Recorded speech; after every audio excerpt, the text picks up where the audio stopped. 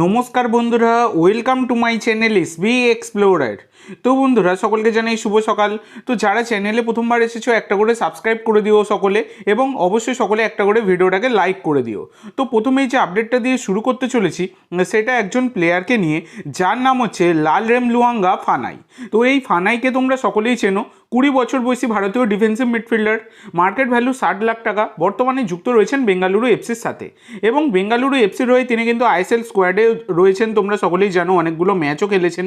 তো বেঙ্গালুরু এফসির সাথে তার কিন্তু 2026 সাল অবধি চুক্তি ছিল। চুক্তি থাকলে কি হবে, তার সাথে কিন্তু আবার নতুন করে চুক্তি বাড়িয়ে নিয়েছে বেঙ্গালুরু এফসি।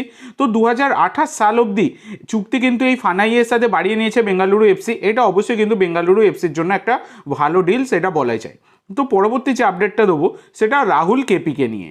তো রাহুল কেপিকে নিয়ে একটা প্রশ্ন খুবই তোমাদের মধ্যে ঘোরাফেরা করছে, অনেকে কোশ্চেনও করছো যে দাদা রাহুল কেপি তিনি নাকি ওয়েস্ট হ্যামের সাথে যোগ দিয়েছেন। হ্যাঁ বন্ধুরা, তোমরা ঠিকই শুনছো। ওয়েস্ট হ্যাম ক্লাবের হয়ে কিন্তু ওয়েস্ট হ্যাম ক্লাবের জার্সি গায়ে এবারে কিন্তু খেলতে দেখা যাবে রাহুল কেপিকে। তো ব্যাপারটা তোমাদেরকে বলি। তো ইতিমধ্যে দাঁড়িয়ে কিন্তু রাহুল কেপির এই বড় ঘোষণাটা এসেছে, এবং যেটা নিয়ে শোরগোল পড়ে গেছে। তো এটা একটা বড়ই সুখবর। জিনিসটা আমি তোমাদেরকে ভালোভাবে বুঝিয়ে বলছি, তোমরা ভালোভাবে শুনে নাও। যেটা হচ্ছে আগামী জুন মাসে আমেরিকায় কিন্তু অনুষ্ঠিত হবে টিএসটি মানে হচ্ছে দ্য সেভেন সাইড ফুটবল প্রতিযোগিতা, মানে একটা টুর্নামেন্ট কিন্তু হতে চলেছে।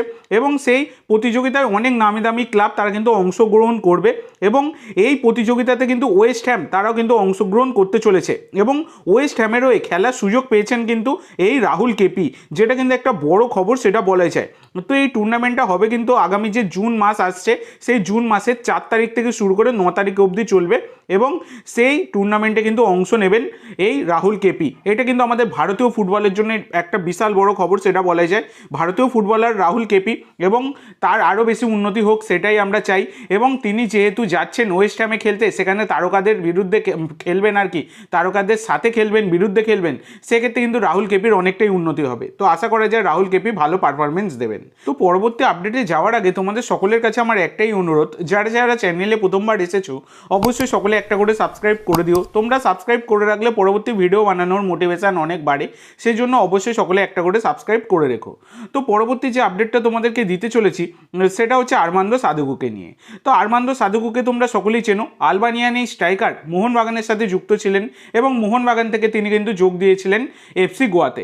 এবং এফসি গোয়ার হয়ে খুব খারাপ পারফরমেন্স কিন্তু তার ছিল না, কিন্তু মাঝ পথেই মানে একদম শেষের দিকের আগেই কিন্তু এফসি গোয়া তাকে ছেড়ে ফেলে। কেন? একটা সেলিব্রেশনের জন্য, যেটা কার্যত তোমরা সকলেই দেখেছো। এবার সেই সেলিব্রেশনটার জন্য কিন্তু আর্মান্দো সাদুকুর একটা শাস্তি হতে পারত, এবং সেই শাস্তির কোপটা কিন্তু পড়তো এফসি গোয়ার ওপরেও। সেই জিনিসটার আন্দাজ করেই কিন্তু এফসি গোয়া তাকে তড়িঘড়ি ছেড়ে ফেলে, মিউচুয়াল কন্ট্রাক্ট টার্মিনেশন কিন্তু করে ফেলে। এবার বর্তমানে দাঁড়িয়ে শোনা যাচ্ছে এই আর্মান্দো সাদুকুর ওপর কিন্তু ইন্টারেস্ট শো করছে কেরালা ব্লাস্টার এফসি। এবার দেখো, কেরালা যদি আর্মান্দো সাদুকুকে দলে নেয়ও, তাহলেও কিন্তু সেই যে ব্যান বা একটা শাস্তি কিন্তু আর্মান্দো সাদুকুর ওপর পড়বেই।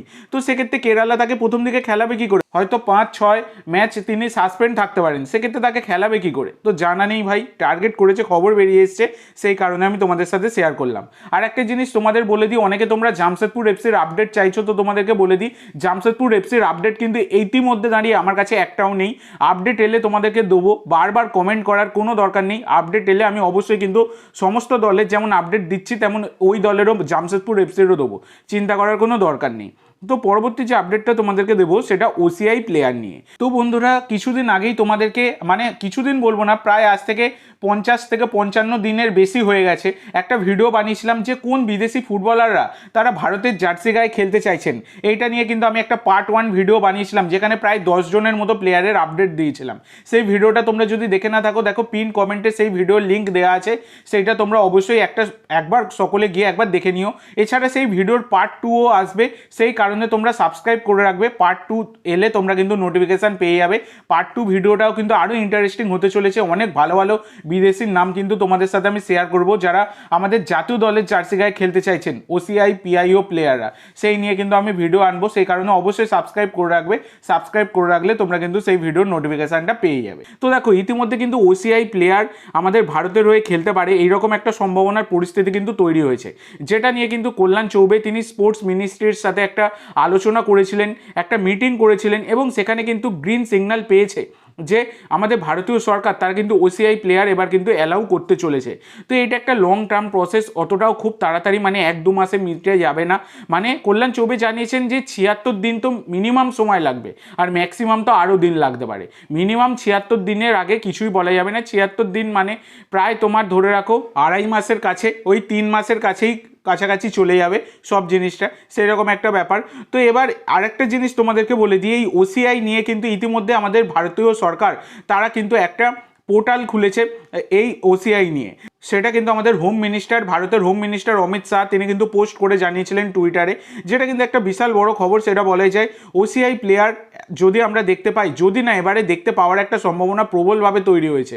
এই রকম সম্ভাবনা কিন্তু এর আগে দেখা যায়নি। তো দেখা যাক আজ থেকে 5-6 মাসের মধ্যে এই বিষয়টা নিয়ে কোনো রকম ডেভেলপমেন্ট হয় কিনা।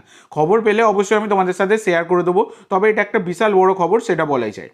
তো পরবর্তী যে আপডেটটা তোমাদেরকে দিতে চলেছি, এই প্লেয়ারগুলোর নাম মোহনবাগানের আপডেট আর কি। এই প্লেয়ারগুলোর নাম তোমরা অনেক দিন থেকেই শুনছো, যেটা মেহতাব সিং, রাহুল ভেকে এবং অভিষেক সিং।